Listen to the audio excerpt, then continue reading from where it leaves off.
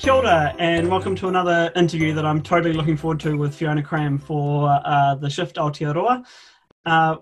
This was a series that started in VisionWeek, which was like a month ago now, but we're just going to carry on because A, it was heaps of fun, and B, it was heaps of fun.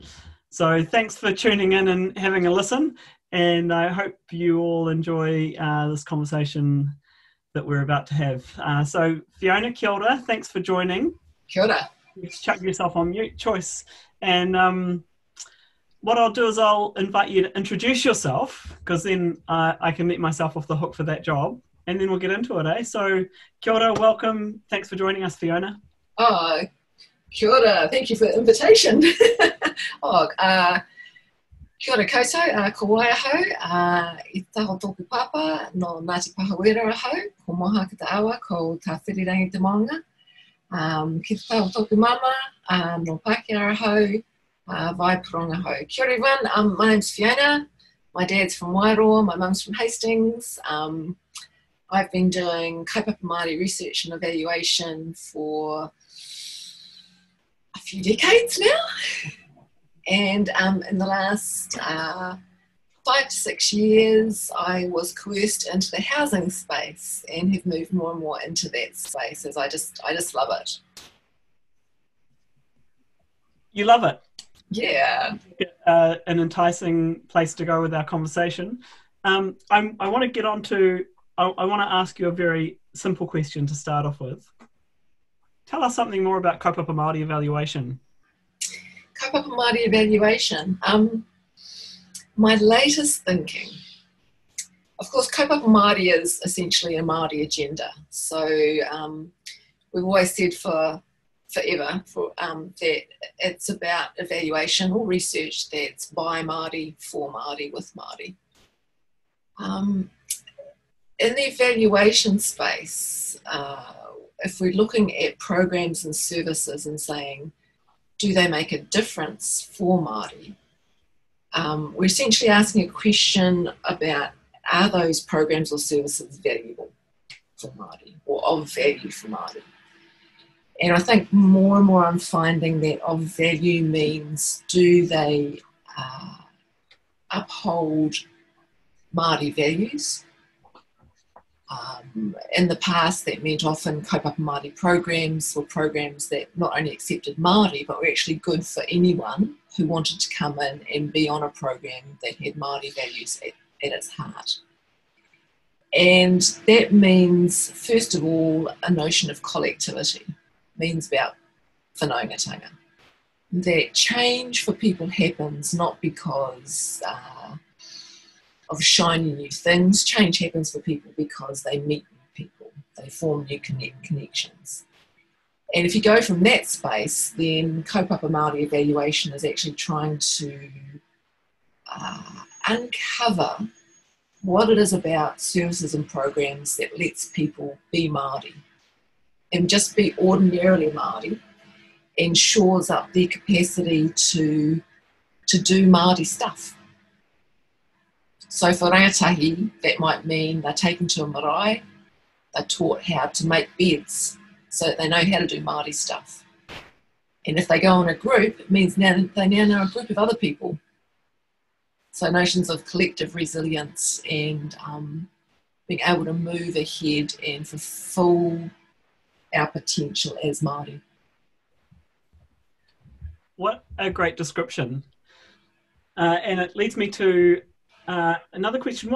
What's the, so you've mentioned that you've been in housing for 5 or 6 years, maybe, is that right? Tell me what comes into your mind if I ask you for, the top 2 insights that you've gathered in terms of your housing research. Okay. Top 2 insights.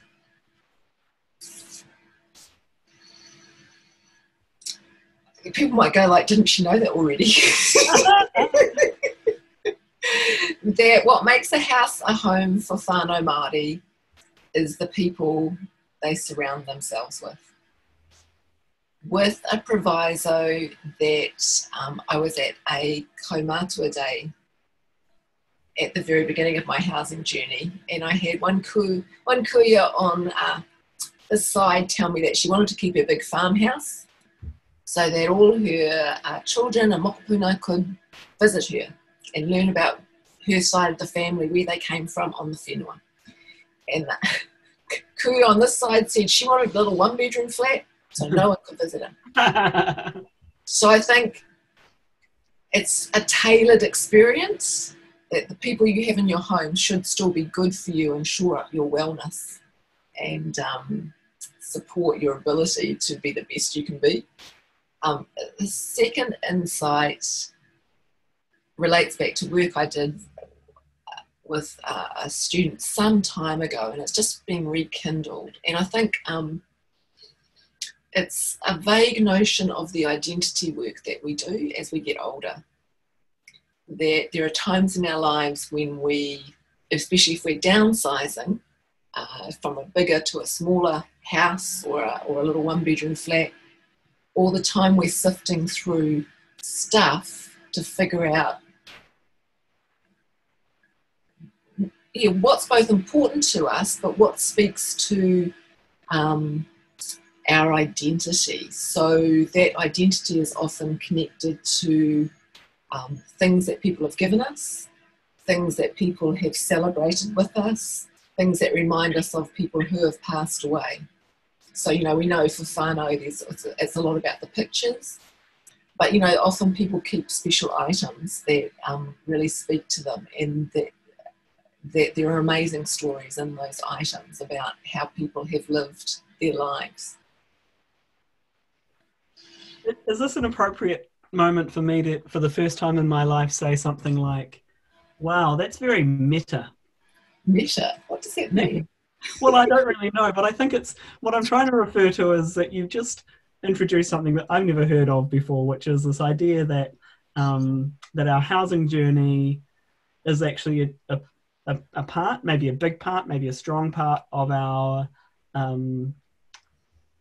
formation of identity. Is that? Yeah. That's amazing. So that puts homelessness or social housing tenancy into a whole new light, right? And security of tenure. Yes. So any thoughts on how far we are from recognising that as a country? Yeah, I think we need a wider imagination, because I actually think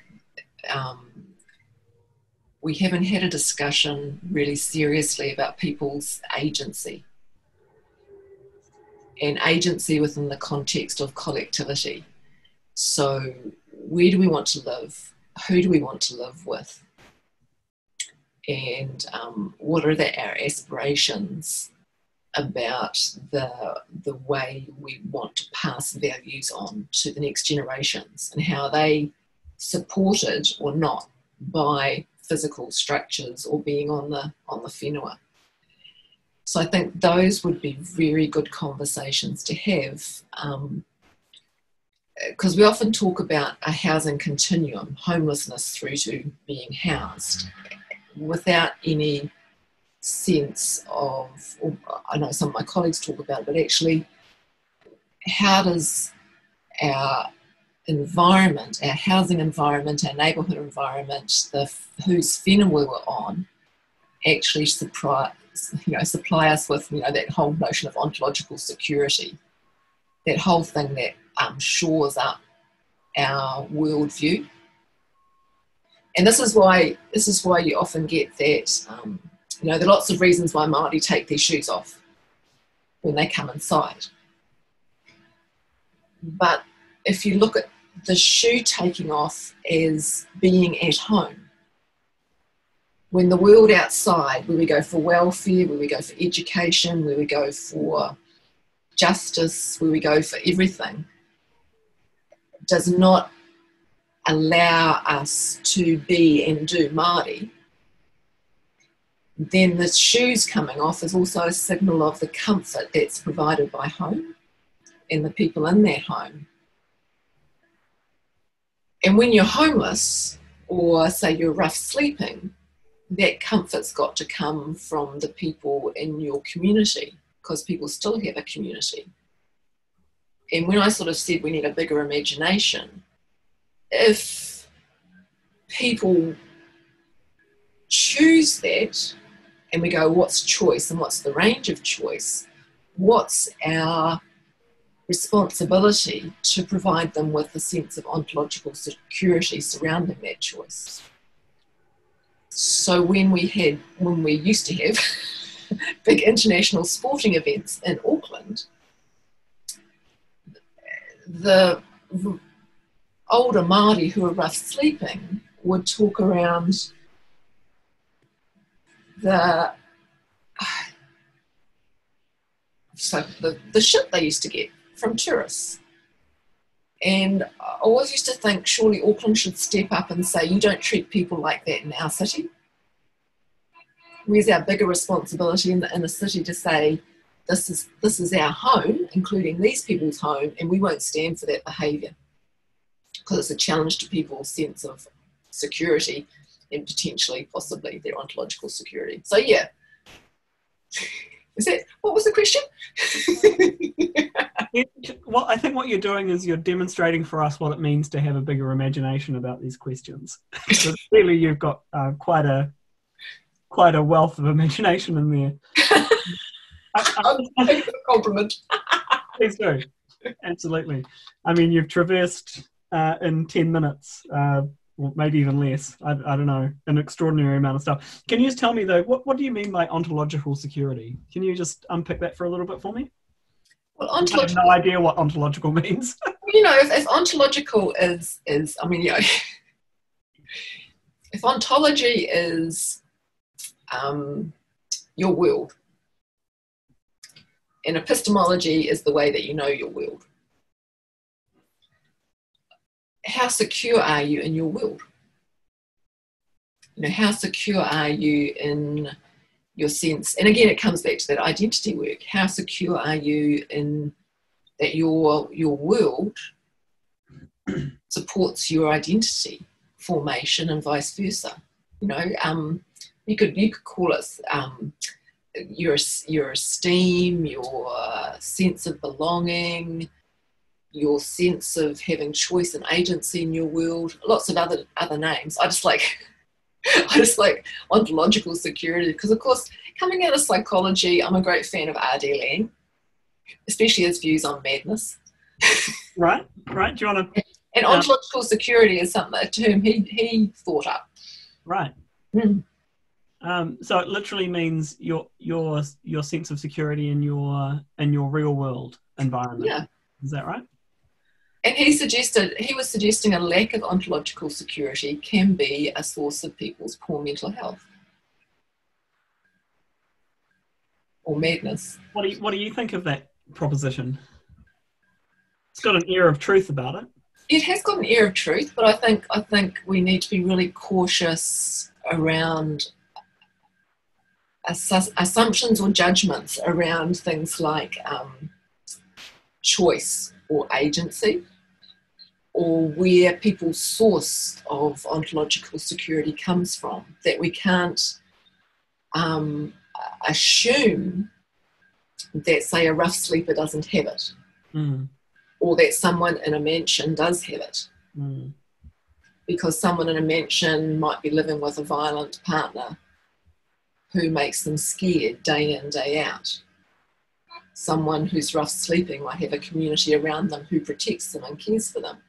So I think we always need to be really cautious that notions like ontological security are defined in close consultational collaboration with people. And so is there a link, well, it's because you talked about them both in the same sentence, but I mean, so I guess there is a link, but what is the link? And I guess what I'm really asking is, when you talked about the difference between ontological security and epistemological, yes? Epistemology, yes. Epistemological security being your beliefs about the world that you live in, or your way of knowing, your inquiry. I guess it's true that for some people they can have one and not the other, and I think you know, my beautiful Hawaiian colleague, Manilani Maya, you know, when she says what's the difference between ontology and epistemology, you know, it provokes a lot of discussion. Her answer is one's a noun and one's a verb. Right. So, you know, I can have a sense of ontological security at my home. Is the place that allows me to go out into the world. But I know through even just my research and evaluation experience, I go into a world where Māori knowing is highly contested, where often Western scientific knowledge is privileged over Māori knowledge, particularly where Western scientific knowledge is quantitative, and often the most appropriate way to gather information from Māori close up is through story, through just talking with one another. And so there's always been that disjuncture, both in terms of, if you like, methodology, but also the privileging of knowledge and evidence that we're up against. And I think a lot of my colleagues internationally will talk about epistemological racism, so that for learners in educational settings, the idea that their ways of knowing and the ways of knowing that they've brought into that setting from their families, from their ancestors, from their culture, aren't valued, aren't seen as legitimate or valid by the institutions they're working in. And it used to happen when I was in the university that Māori students, specific students, would bring a wealth of expertise and knowledge into a topic area only to be told, because it wasn't book learning or legitimate knowledge, that it wasn't permitted. That's probably not so much the case now. But, you know, back in my day, in the university. Mine. Yeah. And I think what we're seeing now around the world is a lot of this happens not so much in the social sciences, but in the environmental sciences and in environmental consenting, where knowledge is about power within a corporate world that wants to mine Indigenous land, wants to deforest Indigenous land. And so there are very hot contestations about whose inquiry actually matters. Often nation states marginalising Indigenous knowing and Indigenous worldviews because they're under pressure from corporates who bring a lot of money to extract the wealth of their country. It's a long way from housing, hey? Yeah, no, but I do have to finish off, because it's not necessarily about the state or the state being under pressure from corporate, because I think that's almost letting the state off the hook. Yes. Not just being under pressure, but actually essentially colluding with those corporate, you know. Yeah, I think we see it here. I mean, when we see it here in a country that is rated among the least corrupt in the world, then it does make me wonder what is happening in other parts of the world. Yeah, and you know, there is a segue there, because of course Leilani Faha talks about financialization as a means of mining value out of the housing system. So, you know, I guess we can leap pretty easily from mining to housing. And I was gonna then segue again, because we don't really need to talk about housing. So ontologically and epistemologically, how did you experience COVID? You know, as kind of a real world, what kind of impact did it have on your real world? And also, you know, did it change or inform your views about what you believe about the world? Oh, a deep question. Thank you. I mean, at a very simplistic level, of course, it put pay to field work. It put projects on hold. It put pay to holiday time. And that's, you know, all those things are really mild in the big scheme of things, hey? Because we all shifted onto Zoom. It brought a lot more karakia into my life, as my colleagues have noted. And it actually, if anything, brought a lot more checking in among whānau members, a lot more concern. And it was that weird thing where the world, for me, seemed to operate at two levels. So there was the one kind of head down on the keyboard level where work had to get done. And then there was the, oh my God, what the hell's happening in the world level. And there didn't seem to be a lot in between.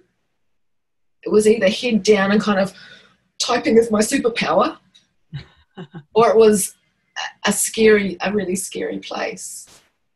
And one of the things that struck me over the lockdown and talking to my colleagues was in terms of different worldviews.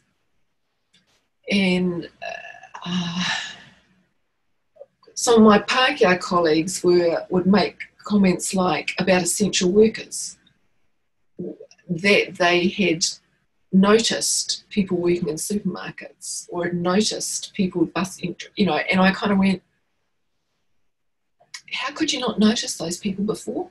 And in a sense, it was almost like suddenly the people who were doing a lot of the essential work in our communities, who were often not paid a lot, and really who were putting their lives on the line, came into eye view. And I think that was a good thing, apart from the fact they've now slipped out of eye view. And the other thing that came into view was the fact that how everyone mobilised resources to support people in their communities and watched out for one another. And I think that was really a mobilisation of whanaungatanga. So a pretty positive impact. I'm interested in your I'm going to call it a half analysis. I don't mean that to be a derogatory. I just mean it as a, you kind of skipped over this really nice idea that, you know, life suddenly existed within your house and in two spheres, right? One was in your house and the other was on the TV at 1 o'clock listening to Ashley and Jacinda. No, one was in your house and the other was kind of this increasingly terrifying global environment. So I guess we kind of discarded a lot of the stuff that we do every day, didn't we? And in a sense, we had a simpler life. But did that make what was happening on the global scale a bit scarier? Well, I mean, because, you know, a lot of the research I do is in public health, and because I understand epidemiology and I know about pandemics, and I could see, I don't know, scarier. The scary part was knowing if it got into Māori communities and Pacific communities, because of people's vulnerabilities, because of the burden of long-term conditions, then lots of people are going to suffer and potentially die because of this pandemic. And yet, at a government level, the message very early went out that we had to care for old people. So before the lockdown, I'd visit organisations and they'd be going, oh, we're ringing our kaumātua, and I'd say, can you just ring anyone over 45? Because anyone over 45, Māori, is vulnerable. And then, you know, my colleagues formed the Māori pandemic response, which was brilliant, and everyone started stepping up.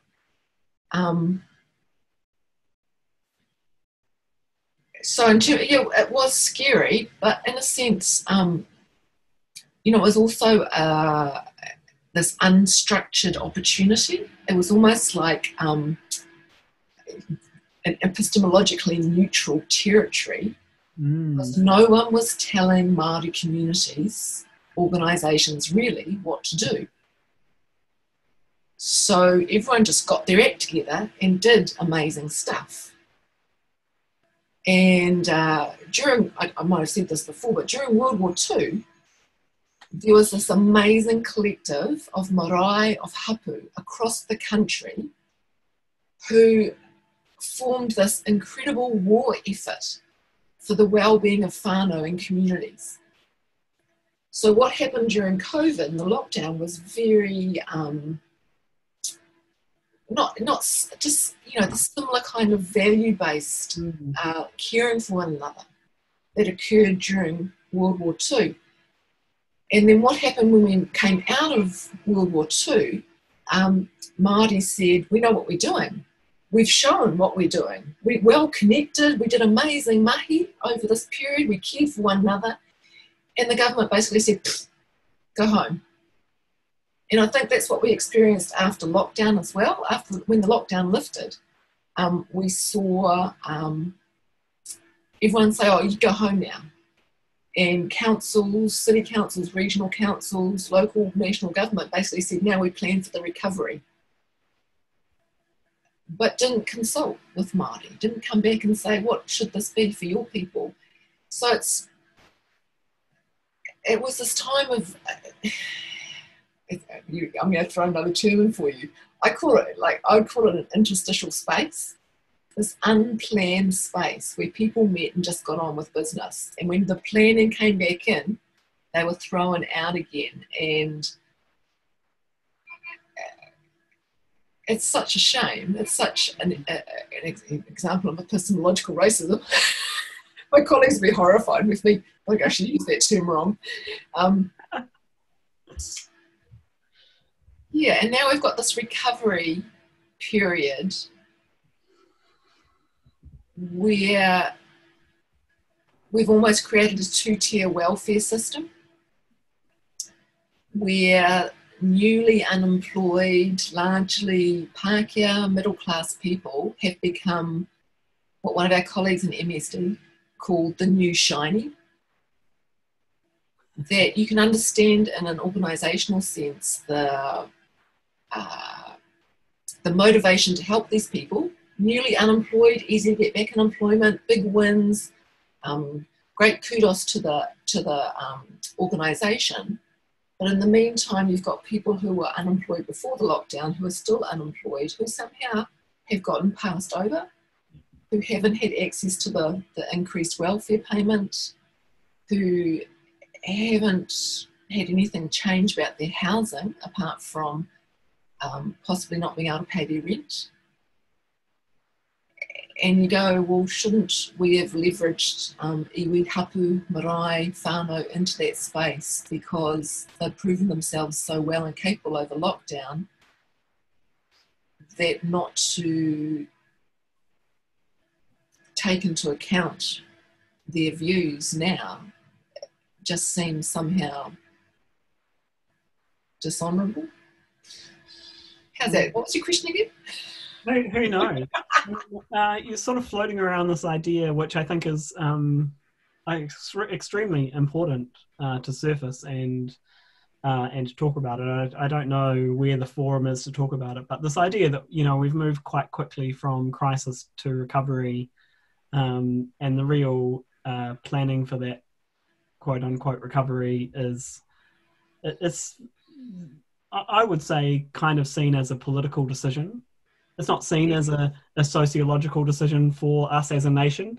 I mean, I think VisionWeek, you know, which was where this kind of all, my interview started, was, you know, kind of about, to a certain extent, democratizing the idea of recovery to open it up to a conversation. And so, yeah, can I invite you to comment further, if you like, on, I guess,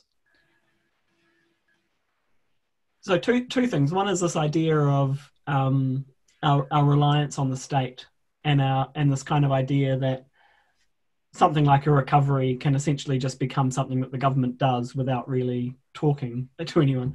But also the fact that it happened quite quickly, you know, and that's what kind of really bugs me. And you obviously this great example of how our social welfare regime kind of responded in what really seems to be a very inequitable and almost unreasonable way, albeit that we can understand some of the justifications for it. So the speed and the failure really to leverage up, because I think if there's going to be a theme that comes out of our recovery, it's going to be, what were the opportunities that came up in COVID that we failed to grab hold of? Yeah, I think that's going to be key, isn't it? And I think I probably said during the Vision Week, you know, our colleague Ganesh Nana said the missed opportunity is seeing shovel ready being about physical builds, not about community builds. So if it's just a physical build a road, build a community, you know, build a block of housing, then the only people who benefit from that are the organisations and corporates who are given the money to do that. Whereas if it's about building community, you still get the stuff at the end, but you get it through a community pathway, possibly tailored to what the community wants and needs.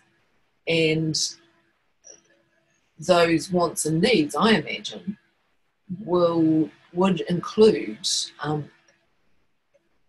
aspirations for recovery that's not about returning to the normal, because the normal wasn't good for a lot of people. So why don't we have a new normal, which, you know, drives statisticians crazy, because if it's just going to be normal, it'll be normal. But where's the opportunity to be shovel ready for a new kind of society, a new way of living, a new way of doing community that builds on how kind we were to each other? Do you think I think there's probably a number of critical ideas in there. One of them that comes to mind for me is that do you think there was just too much? Do you think the sort of public sector and the government had just had enough of this interstitial space where there was a whole lot of respect being shown between everybody, and a respect for each other's ideas and a respect for each other's capacity to just get on with stuff, which is kind of what Ganesh is talking about there, isn't he? He's sort of saying, you know, let's not treat this as textbook development on steroids because we want it to happen quickly. Let's treat it as something wholly new and negotiate it. Is that I mean, I'm very captured by the idea of the community build. Oh, yeah, because, you know, and especially for young people, you know, what an amazing opportunity we have now to provide housing for those under 35, okay, those under 40. But, you know, the first home, I think we're doing a little bit of that, but, you know, what amazing opportunity to say to people, we actually care about you, your future is in this country, and we want to support you into housing. And use it as a way to build community. You know, my colleagues again down in Ahuriri in Napier, in Mana Ahuriri, is a near post-settlement group, talking about the links between housing, employment, and environmental sustainability. How can you get all those wins together through planned developments that are responsive to community aspirations? And how can you do it in a way now that leverages off good interest rates to secure people's futures? So I think there are some really good conversations happening around the country, but it seems that they again have to happen a little bit in the absence of government.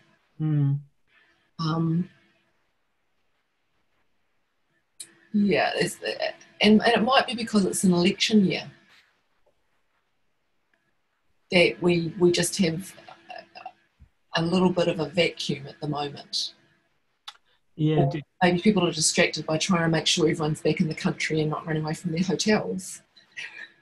Yeah, I mean, I think that's an important acknowledgement that, with an election coming up, we should anticipate seeing less and less of our elected leaders, Do you think, because I get told I'm naive, that's not how the system works. I would think for an election, those in leadership who have a desire to govern this country would be talking to us about what sort of country we want to be.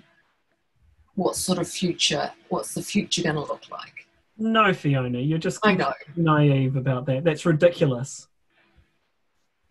Wouldn't that be nice? Some form of leadership, because it always seems to me it's always been a vacuum in this country, because it's always been fraught by the treaty.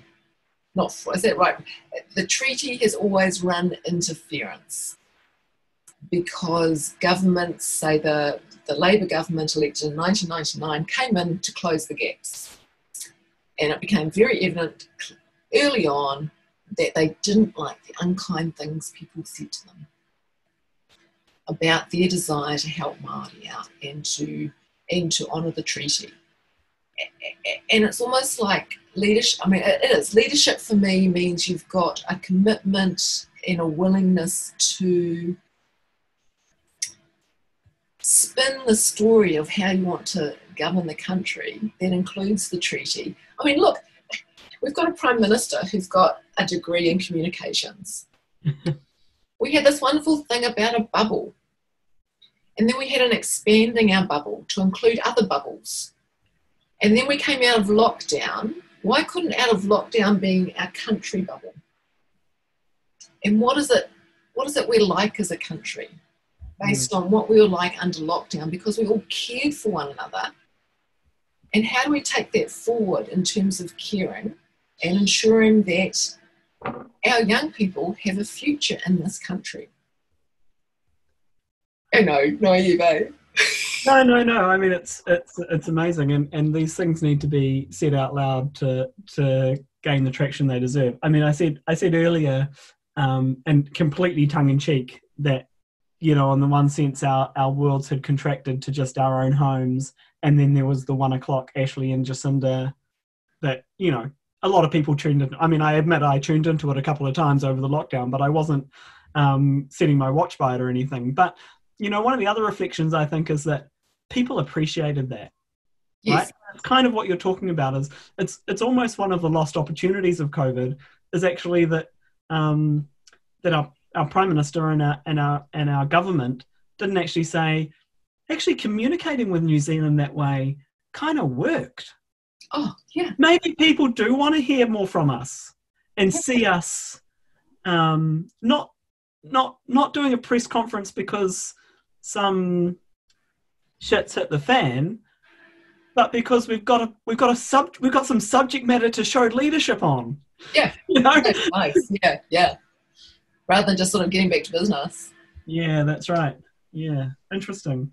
Because one of the conundrums, if you like, is about young people's political participation.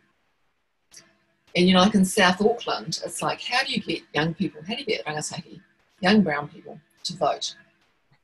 And the conundrum is, if they are not creating a noise about what they want, no politician will come and visit them to talk to them about how to fulfill those needs. No politician is coming to talk to them, so they don't vote because they don't see these people in their community. And so how do you break that cycle? You can nag young people all you like to vote, but actually wouldn't it be nice if the politicians got in there and talked to young people? And then the other thing we know anecdotally is when you house whānau well, when their kids are going to school, the next thing they do, and it's not Maslow's hierarchy of needs, because Maslow was wrong. Even though business people love him, Maslow was wrong. What people then do is they engage in political advocacy. So you've got the whānau up in Ngāti Whātua wanting to know how they can slow cars down on their roads because their kids play out there. You've got whānau and other papakainga wanting to know how to engage with their local council. So housing is the part of a really quick theory of change to political engagement. So the cynic in me says, where is our government, where is our leadership that wants Māori and Pacific people engaged? And actually keeping them precariously housed is a way to interfere with their political well-being. You know, Ranganui Walker put political engagement as part of Māori well-being. So you're dealing with all these,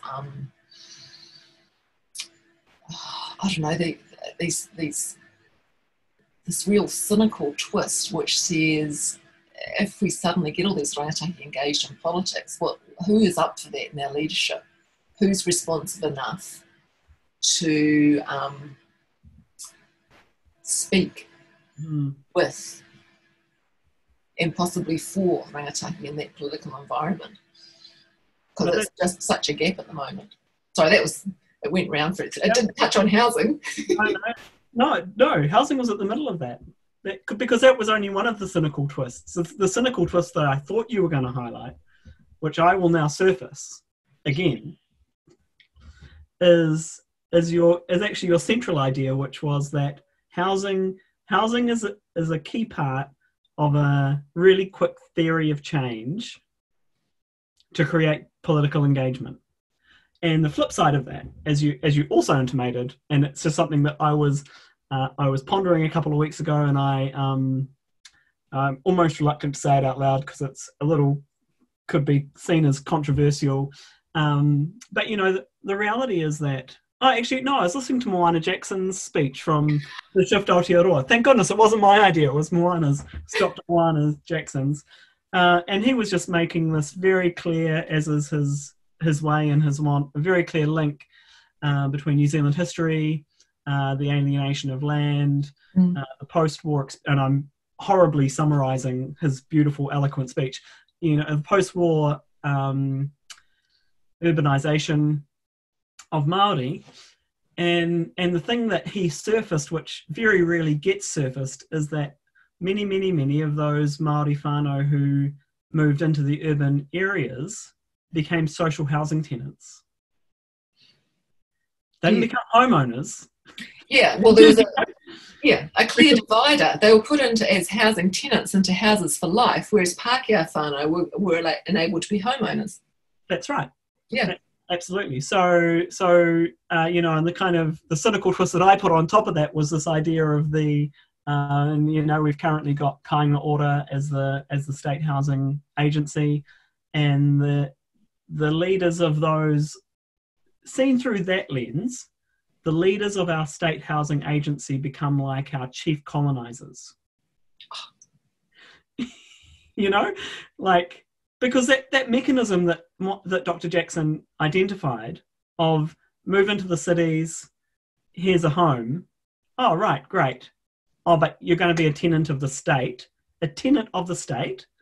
and we will, as you've said, Fiona, we will essentially obscure you from the political landscape.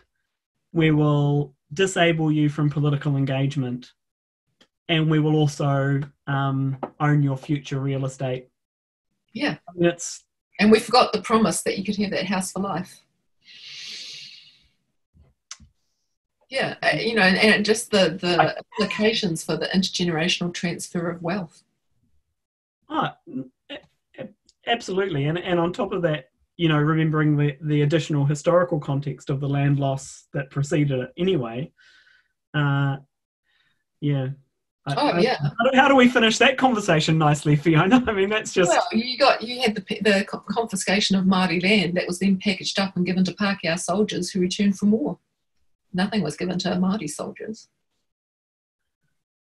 You know, it's the history of colonisation is essentially the redistribution of Māori resources into Pākehā hands. The key amongst those being the land. you know, how do you move beyond that when every time Māori have put heads above parapets and succeeded, the implications of that have been the cut down of those initiatives. You know, I'm writing a paper at the moment, chapter at the moment about, for my sons, qualitative research and its implications, you know, getting qualitative research to influence policy. And, you know, part of me says, who are they to make policy? Why? What, you know, yeah, we've had success with qualitative research influencing policy, but I'd still challenge the government's credentials or foundations for making policy about Māori. But, you know, you've already said it, haven't you? The Constitution, you know, everything comes down to constitutional reform. Oh, I don't know if I would have said that, Fiona, but something very like that, I'd say. I mean, and the only reason I would resile from that is because, you know, I think it's constitutional, economic, and housing system reform. Oh yeah. And let's chuck in a little bit of social and epistemology reform just for good measure, because, you know, fundamentally we have to change the way we think about the world to address some of these issues, right? Yeah, well, the way we think about the world is just bad habit. Or, you know, Pākehā privilege dominating, or, you know, and I think Russell Bishop, you know, he's written quite a bit in terms of his Kotahitanga initiative in Māori education, bringing kaupapa Māori into the mainstream. And he is really clear that we shouldn't think about constitutional reform and what Māori want as being like what Pākehā would want in our places.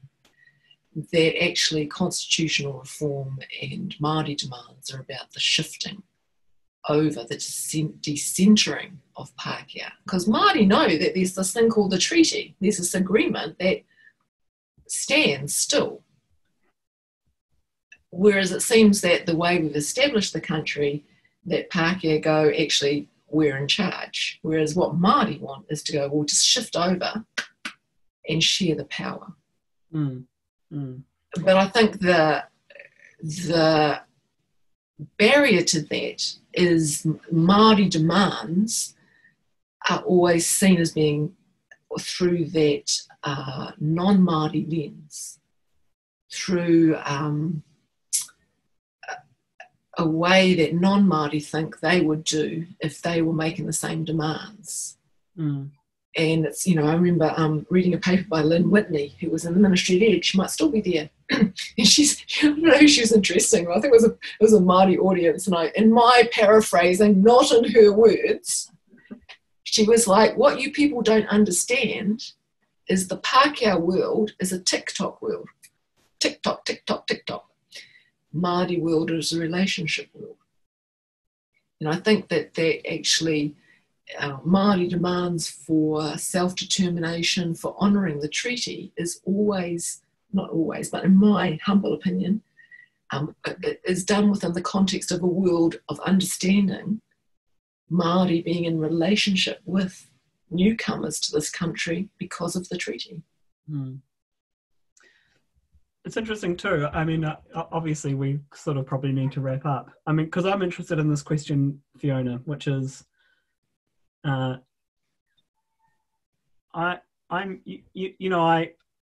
believe in the treaty, and I'm not in any way a treaty denier, but I prefer it when you talk about self-determination and rangatiratanga beyond the scope of the treaty. I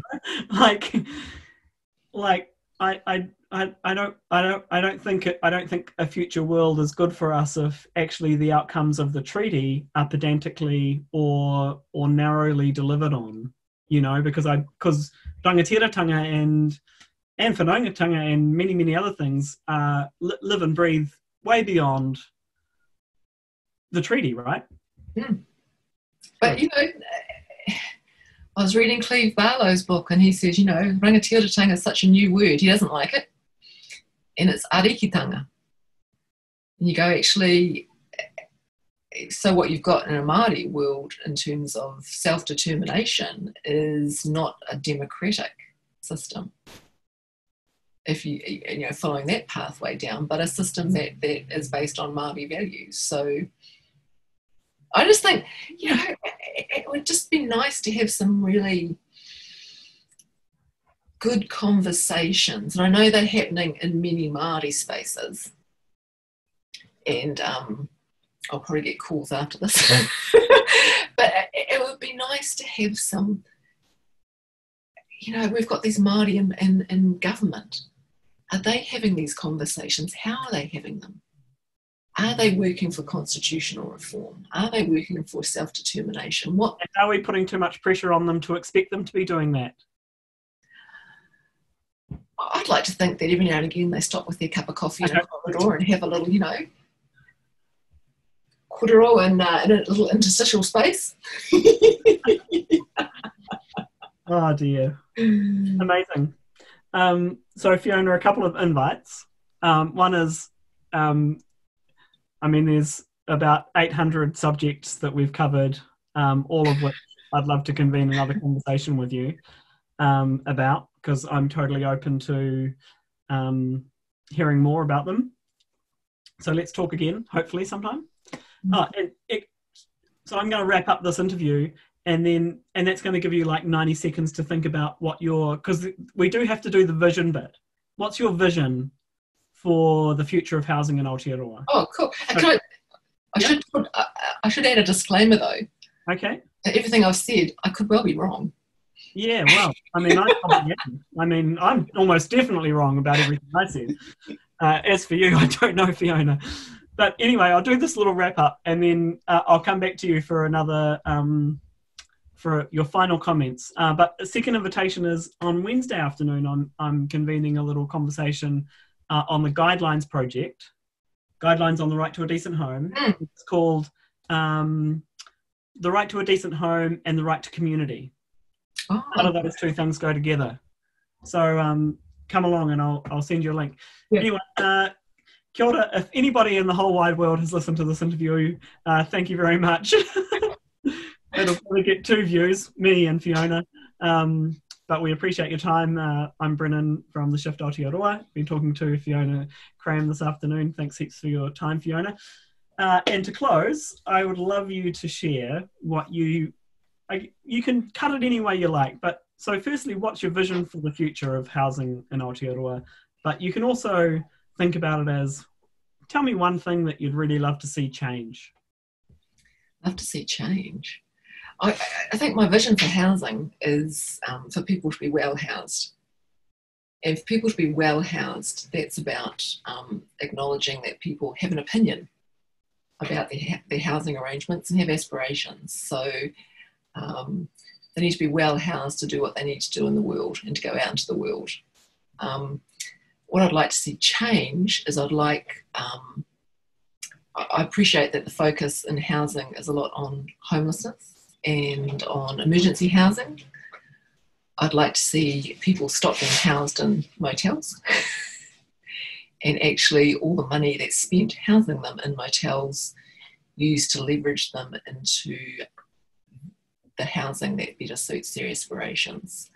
I think we have an interesting split in this country between a welfare spend and a housing spend that